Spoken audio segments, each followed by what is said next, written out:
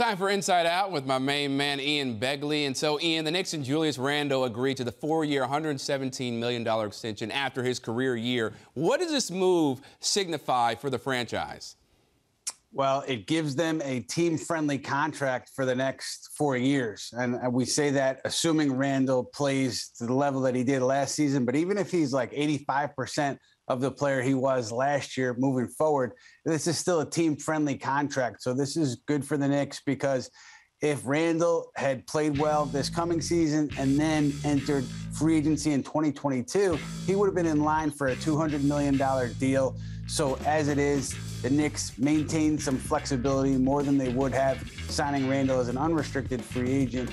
And Randle, as a show of good faith, took a little bit of a haircut to stay in New York.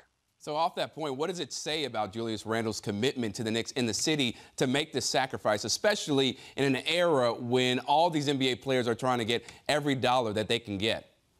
Yeah, well, we know he loves the city. We know he loves the organization. He's made that clear. He's been on the record last year saying he wanted to be a Knick for life and he wants to bring a championship here. And he backed that up with his decision. But I think also you look at big picture here and what happened with players like Victor Oladipo, guys who turn down extensions and then they get hurt, which is terrible for them. You feel terrible for them because they're missing out on a big payday.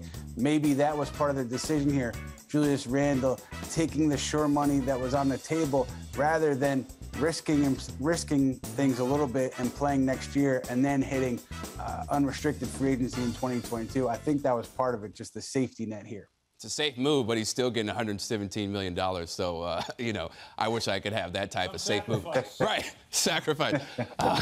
It's all relative, right? And so when you look at Damian Lillard, there's been a lot of talk about him. Maybe he's going to get traded, maybe not. Who is the front runner to land him if things don't work out in Portland?